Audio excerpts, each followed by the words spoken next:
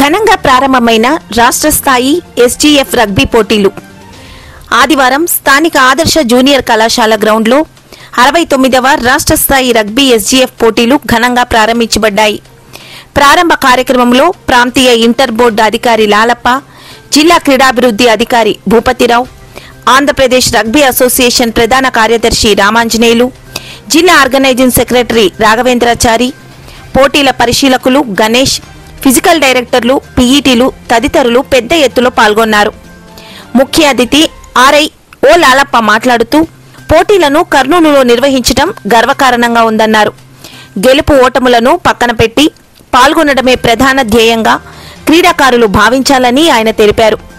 జాతీయ స్థాయి పోటీల్లో ఆంధ్రప్రదేశ్ జట్టు పథకాలతో తిరిగి రావాలని ఆయన ఆశాభావం వ్యక్తం చేశారు. జిల్లా క్రీడాభివృద్ధి అధికారి భూపతిరావు మాట్లాడుతూ అనతి కాలంలోనే రగ్బీ అభివృద్ధి చెందడం అభినందనీయమన్నారు. ప్రారంభంలో ఏపీఎస్డబ్ల్యూఆర్ డీడీపాడు విద్యార్థులు చేసిన నృత్యం పలువురిని అబ్బురపరిచింది. రగ్బీ లీగ్ ఉంది, దానికి కూడా ప్రయత్నం చేయండి. South India 10,000 rupees prize money, no entry, అన్నీ కూడా ఫ్రీ అకామిడేషన్, ఫుడ్ ఉంటుంది. నేను తొందరగా ఇంటిమేట్ చేస్తాను.